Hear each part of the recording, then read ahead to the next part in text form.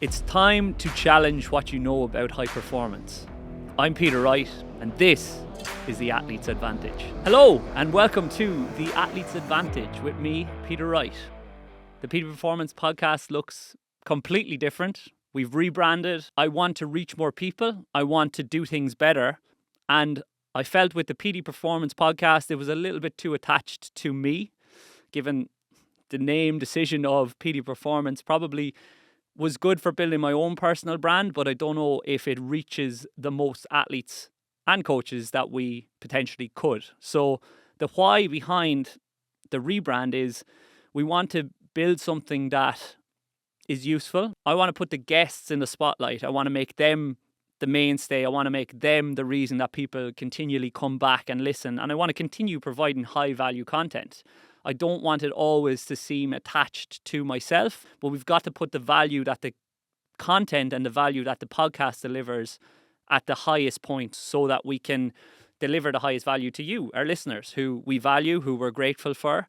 And I was getting a little bit sick of putting together PD Performance podcast episode 140, whatever. I thought I would probably benefit from an improvement in motivation, a rebrand and a reframing of how things are delivered to you guys might be nice for you guys, but it was also going to be nice for me as the host. I'm recording this from Melbourne, Australia once again. I am back for grand final week again. You'd think I'd planned it. I absolutely have not. I had planned after my ACL rehab was finished that I would return to Australia. And then the second I touched down, I said, right, I want to get going with recording some long form content for you guys, because short form content, Instagram, TikTok, Twitter, YouTube shorts, it's all great, but it doesn't really give you the same value that long form content does. It doesn't give you the same insights. It doesn't help you in the same way. Sure, it can evoke something in you. It can give you a kick of motivation, but it's not actually going to give you a show you how to do something, a DIY approach.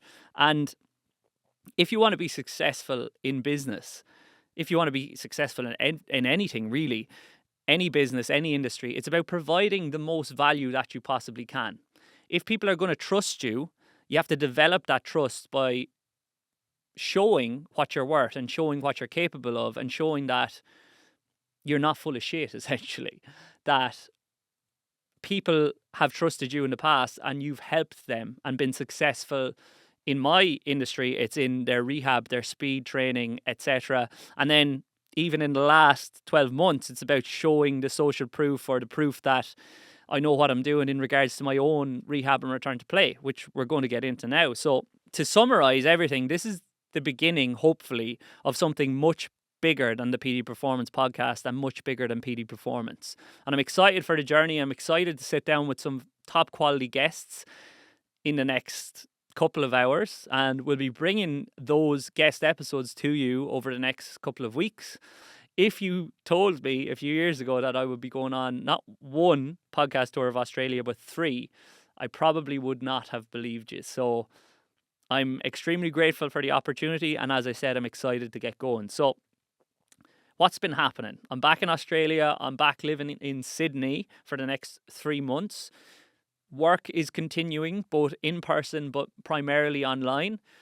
For those of you that have been following me on short form media, on social media, you will be aware that we've had a revamp completely of our business and the pathway that we deliver in the PD Performance Premium pathway. So a lot has happened since our last podcast recording, which I believe was me checking in at week 12 or week 16 of my ACL rehab journey.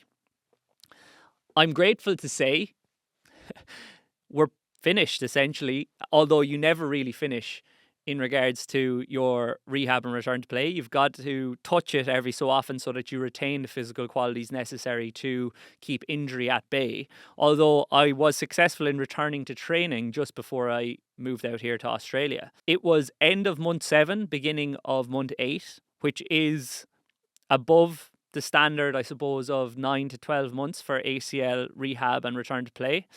And it was a slog. It was really useful, and I'm going to go through the things that I've learned throughout the process of this, my second ACL rehab. 8 years apart, I think 8 or 9 years apart, the two ACLs, contralateral limbs. So this one, my right side, previous one, my left side. It was useful for a number of reasons, but that doesn't mean it was easy. And I'll be honest, I probably haven't been as active on socials as I was previously. And part of it was me being embarrassed because I didn't achieve my target of rehabbing the ACL in 6 months rather than the 8. And from talking to some of my friends who are professional athletes / former professional athletes, they can't even comprehend why I'd be embarrassed about that, because obviously most professional athletes don't get back to play until after the 9-month mark. Although I was worried that people would use it as a stick to bash me with online, that I didn't achieve the target that I didn't set out initially. I left it kind of open. I said I wanted to get back in the shortest time frame that was possible and that was reasonable. So I left it open, but in the back of my head, I knew I was targeting 6-7 months. And when I didn't achieve that, I was a bit upset with myself. I was a bit disappointed. But I'm going to tell the story of why that happened. And everything was going fantastically well. I know the last time I jumped on a podcast for you guys, I was smashing rehab. I was way ahead of where people expected me to be. I was after 6 weeks I was jumping and 8 weeks I was doing running mechanics drills, which is obviously a bit of an outlier and far ahead of the norm, and pretty impressive for somebody that's not a professional athlete, even if I am working in the rehab industry.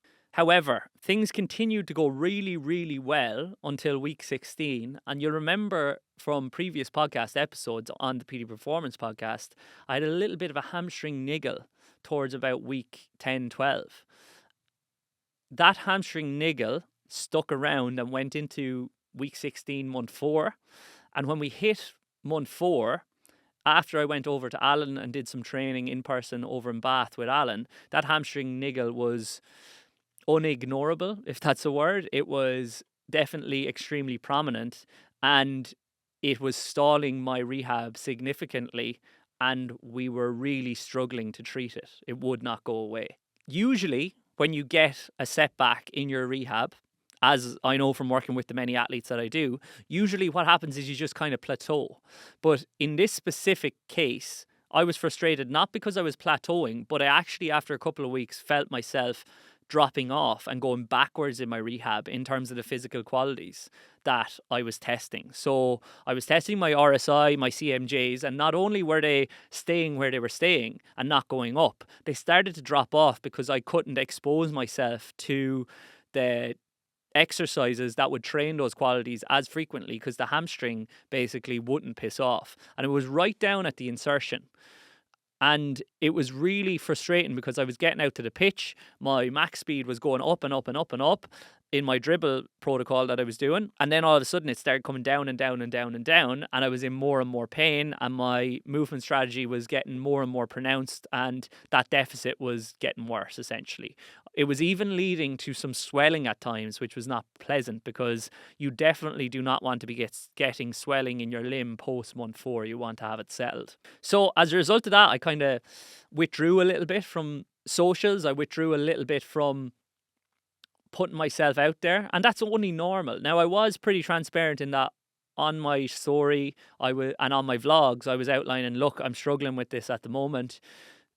And we kind of pivoted away from podcasting into vlogs because I wanted to give people a how-to and to show them that it was possible to rehab an ACL in shorter time frame than the 9 months, and to also show them exactly the steps along my journey, because it's one thing to talk about, but also to show them the progression in actually your body moving and how you're moving, I thought would be really transformative and might give some people some solace and some positivity, because I speak to athletes that have torn their ACL on almost a daily basis, and most of them are a little bit despondent. I would say about definitely half to more than half of them are quite negative afterwards and they catastrophize quite a lot. I'm never going to be the same athlete. What if I don't get back? These are completely normal things to feel. But I thought by showing them that somebody that wasn't an elite athlete could get back faster, and not only get back faster, but come back a better athlete, it would show them that, look, it's definitely possible for you as well if you commit to the process and do the right things. So I was a bit frustrated when that happened, that I couldn't progress further. I was actually going backwards. That coincided with my trip over to the Algarve for my training camp in Portugal, where we actually got a handle on it and definitely made some huge progress in regards to my progression back to on-pitch stuff, change of direction stuff and whatnot. But over there, I was getting to train for a couple hours a day. I was getting sun, so I was getting a lot of vitamin D. I was doing a recovery protocol, or completing my recovery protocol on a daily basis. So I was getting into the gym, and then right next to the gym was a cold plunge and a sauna. So I was doing that daily. So my recovery was really on point. Nutrition was fantastic as well. So I progressed quite quickly, and it was kind of linear in regards to progression. When I came back, obviously it wasn't as possible to do sauna and cold plunge in Tipperary. Now, depends in Tipperary where in Tipperary you are, but it was going to be a half an hour drive for me to do so, and it's not always feasible when you're doing in-person sessions with people on feet throughout the day. Then you're working online in the rehab space, then you're getting into the gym, which is a lot busier at peak hours for a couple of hours, and if I had any hair I would have been pulling it out. It was quite stressful. What coincided with that was I wasn't switching off whatsoever, because as people saw my journey and saw me progressing and realised, wow, this guy actually does know what he's doing something that's pretty out there and pretty transformative, more and more people started signing up for our service. The issue with our service at the time was it was my service and I was the only one delivering it. So as we got more and more work, I was having to do more and more work. That meant I was spread a little bit too thin per client, and I was like, it's in my nature to try to help people and try to please people. So I was trying to please people at the expense of my own energy. Then after that was finished about 5-6 p.m, I had to get into the gym and do my own rehab for a couple of hours, where there was terrible dance music blaring and loads of people around, and I was training in there till 7:30, 8 o'clock, and then going home, having an hour and a half maybe to unwind and then get to bed, repeat the process over and over again. And this shows you that if you're not switching off, you're not recovering. And my whole day, at least probably 12-14 hours of it was rehab and return to play.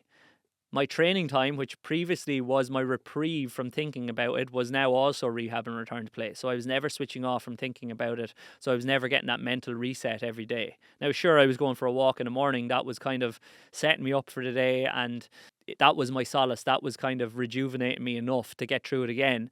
But as I kept going through it week on week, I was not feeling good about myself. And I probably reverted to old thought patterns and old habits.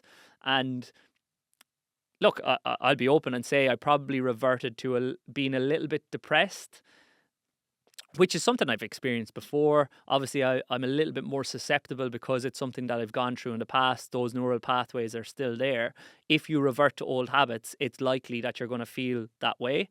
So I was a little bit burnt out. I was suffering symptoms of burnout. My energy just plummeted, fell off a cliff, and I realised, okay, look, you need to probably take a couple of weeks here, relax, recover, and then go back at this. And that's exactly what I did.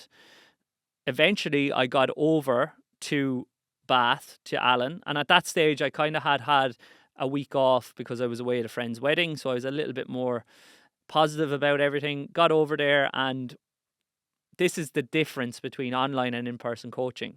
Within probably an hour and a half to 2 hours, we'd identified the issue, and it was that I was still missing a little bit of flexion in my knee. So then I was casting my leg out in front of me, my right leg, my shin, my shank. And as a result of that, my distal hamstring, or my hamstring, was active throughout my running motion. And as a result of being that active, as well as the fact that my quads potentially weren't doing their job to the best degree possible, because I was missing that flexion, not their fault, I was then suffering some inflammation around the hamstring, the distal hamstring, and kind of a popping sensation. It wasn't that my hamstring wasn't strong because my right hamstring was actually stronger than my left hamstring, specifically my biceps femoris, which was the muscle that was flaring up, but it was more so the tendon that was flaring up. So it was more of a strategy issue than a physical issue.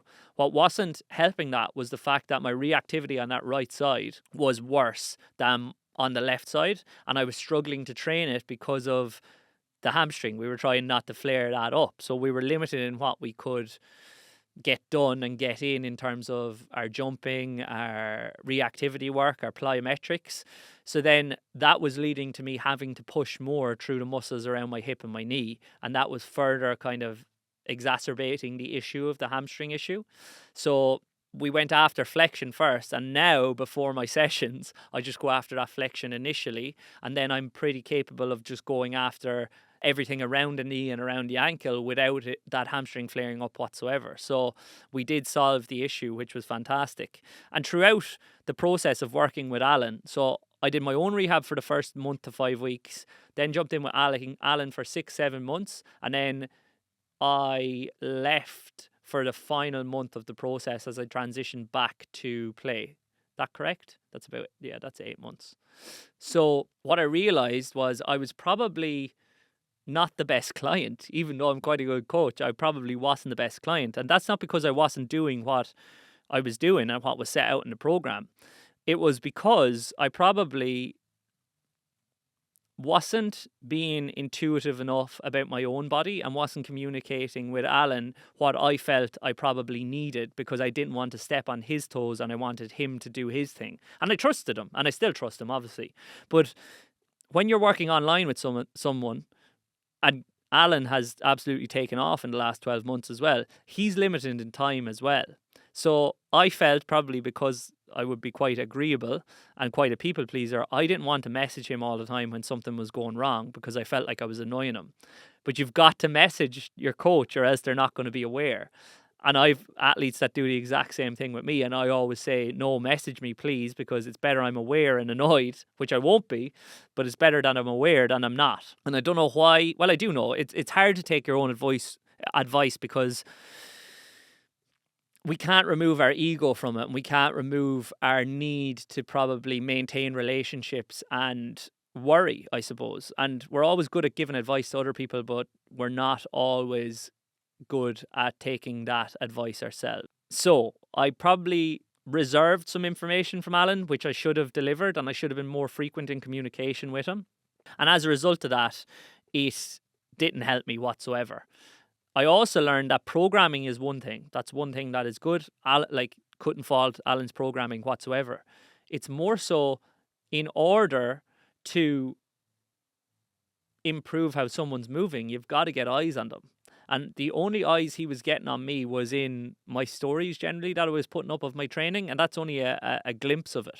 Now, he's since changed his model and his service as well, as have I, in that he now has a team with him, so he can have more people looking through video and actually coaching people. And that's something that I've always done, and something that I think we're probably the best in the world at doing, is actively coaching online, not just programming. Getting the video, breaking it down, and being as detailed as we can be in regards to the cueing and the coaching that we're giving to each individual client. It's not like a one size fits all. Everybody needs slightly different cueing. Everybody needs slightly different things worked on and refinement. And it's kind of showed me that online programming is one thing, and that might help like a third of people, maybe, on a good day. Online coaching is something different. Actually coaching somebody, and that's what's going to help a higher percentage of people and a higher proportion of people.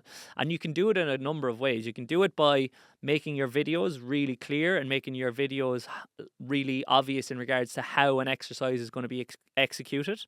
That will help probably 75% of people, but there's still going to be a 25% that don't watch the whole video and don't listen and don't execute the exercise properly, because potentially they're not a learn by observation type of athlete. They need it to be coached to them. They need to be walked through it. In this revamp of our coaching process, we're trying to refine what we're doing and get better at what we're doing. We're trying to keep up with the increase in demand by delegating a little bit better, because everybody wants to work with me within PD Performance, which is only normal, but I only have a finite amount of time. And if I continue to onboard more and more clients and coach more and more clients myself completely, programming, coaching, the whole lot, I'm going to be spread too thin and I'm going to be a worse coach for each individual client.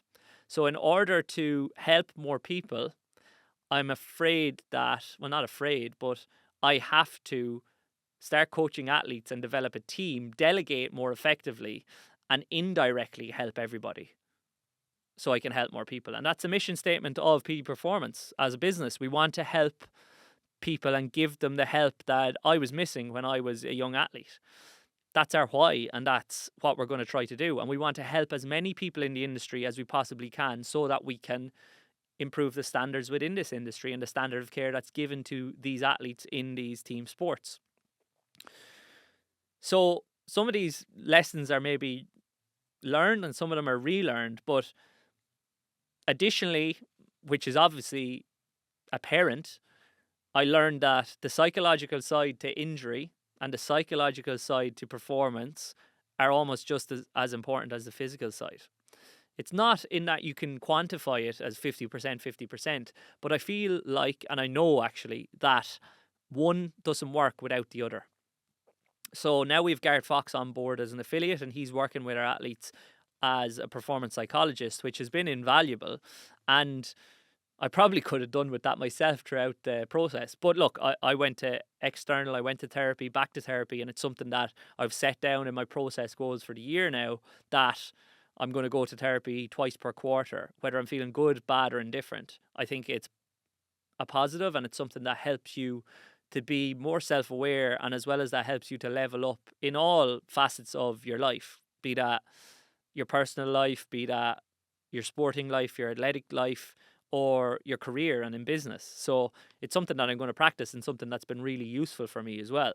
I also learned or relearned that environment plays a huge role in our mental health. So obviously I was back in Roscrea and Tipperary, and it's nothing on Roscrea and it's nothing on Tipperary, but it's where I have always probably felt that I don't really fit in, that I'm not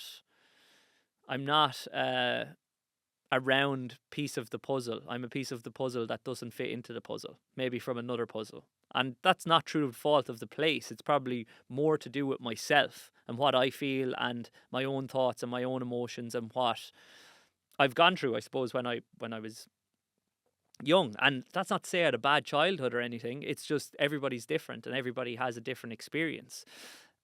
And I said something to one of my friends recently after I'd left Roscrea, and he said, wow, that's really sad, man. And maybe it does sound sad, but I realised that my mental health when I was in Roscrea, or whenever I stay there for a prolonged period of time, has never ever been as good as it has been when I've not been there. So I need to learn that maybe I do love Roscrea and I love Tipperary, but maybe it's not the place for me to live. And I don't know exactly why that is. I do have a fair inkling from the conversations I've been having, but it's amazing what a change of environment can do. And that, like, obviously we've gone to Spain for one of my best friend's weddings, which was amazing. And we went to Portugal for another wedding. It's the year of the weddings.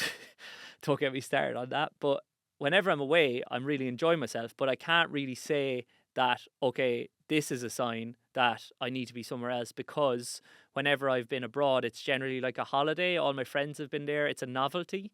However, when I go to Sydney or I come out here, it's not a holiday. I'm working as I would work at home.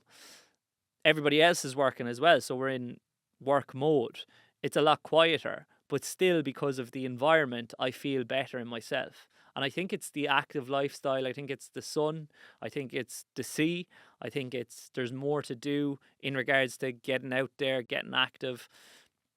So I just feel that I enjoy life a lot more when I'm here. Now, that's not to say I haven't enjoyed life elsewhere in Ireland as well. When I was living in Dublin, at various times I was quite happy as well. But it's just me being aware enough that, look, staying in Roscrea, living in Roscrea is not for me. And if you're somebody that is struggling with something similar, I would suggest giving a change of environment a go. if you have the privilege to be able to do so.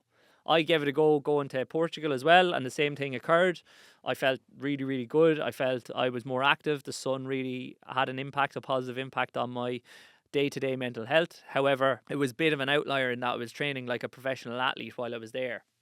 And I had no circle there as well, so I had no community. So eventually, after a month, I said, okay, I'm ready to go home. What else did I learn? I learned that my agreeableness probably doesn't make me the best client at times. As I said, I can be stubborn for sure, but if you want to work well with a coach, you need to probably be more vocal about what you're feeling yourself, and you need to trust your intuition a little bit more. Now, trust them and what they're prescribing for sure, because they'll have a proven track record of success.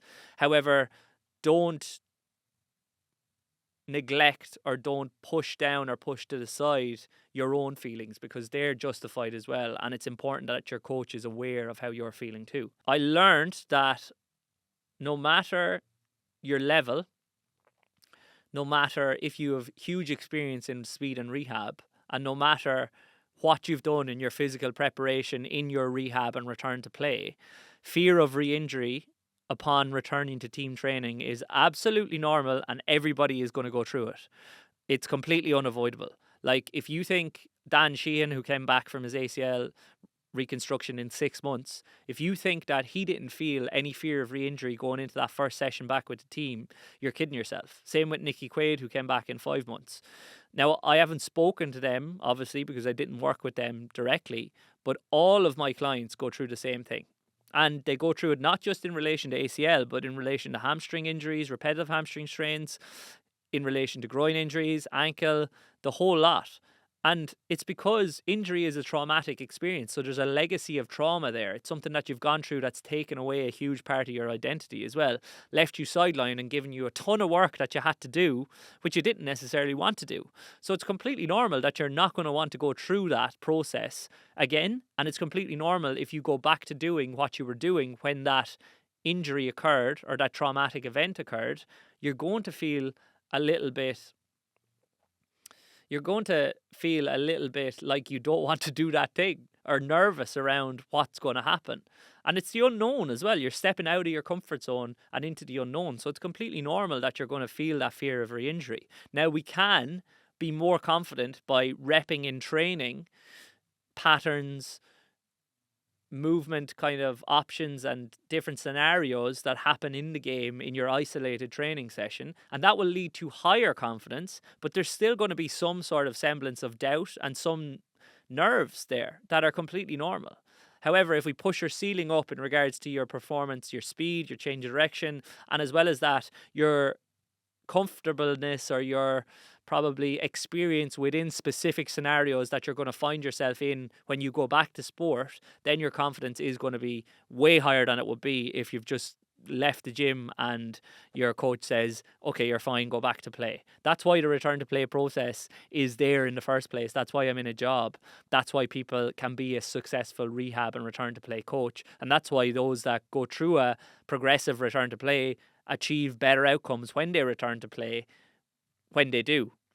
It's return to performance, not just return to play, as I talk about all the time. I learned as well that just because I didn't come back in 6 months doesn't mean I didn't do something that I should be proud of. Like, coming back in 7, 8 months, whatever it was, end of 7, start of 8, it'll be contested by people anyway, because they'll always want to drag you down.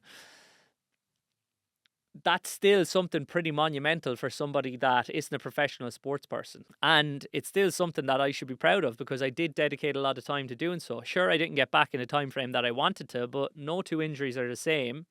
And you can't control what happens to you. You can only control your response to what happens to you. And even though I was feeling burnt out, and even though I was feeling a little bit depressed, and even though business was on top of me and I was stressed out, I didn't skip it. I didn't throw in the towel. I kept going and I did it. And hopefully, I know that there's people in worse scenarios than me going through terrible things in probably their family life and their personal life, and maybe in their sporting career, if they're a professional athlete, they're worried about contracts and whatnot and the stress of that.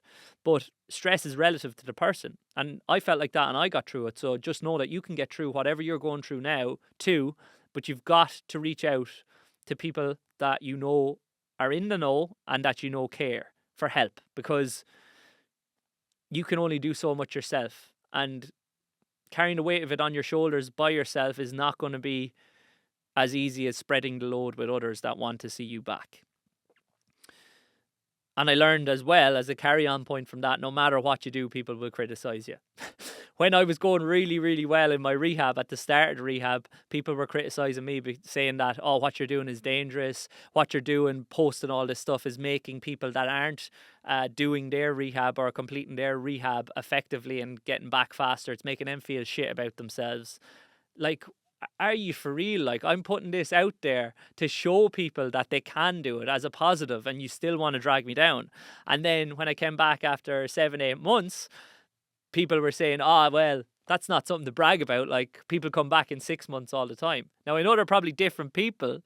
Some of them might be the same, but you can't say, oh, you're going too fast, and then at the end of it say, ah, that was too slow to be impressive. That's just normal that you did that. Like, you're in the know, you're a rehab and return to play coach, so you obviously know what to do. No matter what you do, people are going to criticize you, so you might as well just laugh at it and get on with it and ignore, I suppose, the people that are criticizing you. Take their opinion on board if it is valid, but for the most part, they're just looking to throw in some negativity. And yeah, generally, if someone is offering more negativity than they are positivity, they're generally a little bit cynical. And we don't believe the cynics too much, because if you're a cynic, you're just looking for issues rather than actually looking for solutions. And that's what my job is, and that's what I tend to try to do, solutions. I didn't have the resources of a professional athlete. I was doing all of these rehab sessions, bar the ones over with Alan in Bath myself. No two injuries are the same, and there's nothing saying that I should be back in 6 months. Like, it's completely unexpected. Why would I believe that I should be back in 6 months? Like, even Alan said, he's like, let's just see what we can do. Realistically, potentially, he was saying 7 is feasible. And in the back of my head, I was saying to him, yeah, that sounds good. And in the back of my head, I was saying, no, let's go for 6. Just do everything you can and see what happens. In regards to the experience then, it put me in the shoes of my athletes, understanding the process they're going through, understanding what they're feeling, understanding the time that you have to delegate to everything, understanding how isolated you could feel, understanding that you have to say no to so many things that you enjoy in your life. You have to put this injury and your own health and your performance in this specific area above everything else if you're going to come back. And that's not an easy thing to do. It's helped us to refine our coaching system, and it's helped us to understand, help me to understand what stands me out as a fantastic coach from the rest. And that's something that I'm going to get more comfortable saying. I need to get more comfortable saying that I am a fantastic coach and that I am one of the best in the world at what I do. Because as David Gray said to me when I went down to him, you need to humble brag a little bit more. You need to tell people that you are the best. Muhammad Ali style, saying you're the best before you even believe that you are. But I do believe I'm a good coach, and I know that I am, because we do achieve better outcomes with our clients. We do achieve monumental things with our athletes that we work with. We do get them back to play stronger, faster, fitter, more robust than they were before. We do get people back to play that have been through tons and tons of physios and to no avail. So if I look at that information and that experience, it'd be ludicrous that I am not at least pretty good at what I do. So I need to get more comfortable saying that. And it's shown me exactly what I need to do in order to help more people and to make more of an impact in the industry. It's forced me to kind of look at our system. Well, my system is what it was, but our system now that we have our team on board, and refine it and say, okay, how can we do things better? What specific roadblocks do athletes run into when rehabbing an ACL or rehabbing a hamstring that we can help with in regards to delivering information in our presentations, in regards to consultations with Dervla, our nutritionist, in regards to consultations with Oisin, who's our coach, in regards to consultations with Garrett from a performance psychology side of things. Because all of those things are important, and all of them play into how quickly you can get back and how comfortably you can get back and how successful your rehab in return to play is going to be, as well as how successful you're going to be in leveling up your athletic performance if you're not injured. So we've had to change things around significantly in order to do that, in order to grow PD performance and in order to make that impact that I want to make in the world. And that's our purpose, to make that impact and to help those people. So it's necessary that we do it. Not only necessary, it's imperative that we do it, because otherwise, who am I helping? I'm just wearing my struggle as a badge of honor and working myself into a hole, and I'm not helping anyone. So maybe I've got to put my life vest on first in order to help other people with theirs. And the last thing it's given me is more gratitude. I know gratitude was a buzzword a couple of years ago in the social media industry or the influencer kind of industry, and it kind of got thrown out then as like, oh, so grateful. And even sometimes I do say #grateful as a joke, but I am incredibly grateful for getting to do what I do. Like I still say my 3 pieces of gratitude every single morning. I still go back to the same things. I'm grateful for my job, grateful for my clients, grateful to do what I do and be able to help people. I'm grateful for my health, and I'm grateful for the ability now to train unobstructed, to not have to worry about my ACL. I'm grateful for my family who gave me so much support through the process of my ACL, and I'm going to try not to go as I usually will. I'm also grateful to understand now that I'm an emotional man and being emotional is fine. I'm grateful for my friends who also checked in regularly, the lads in Roscrea who got me out playing golf, who got me out for coffees, because they know that, look, I don't play hurling and I don't really enjoy going to the pub that often, especially in Roscrea. So they knew they had to get me out for some sort of social connection. And shout out to Michael Campy and Connor Sheedy and all the rest as well. Kevin Shaw, who's moved to Cavan. If you listen to this, you deserve it. I'm grateful for my career. As I've said, I'm grateful for having all the experiences that I've had as a young coach to reach where I am now. I'm grateful for my time that I'm getting back now. Really grateful for my time. I'm getting it back because I'm delegating more effectively to my co-workers and to the other coaches that I'm working with and that work with PD Performance.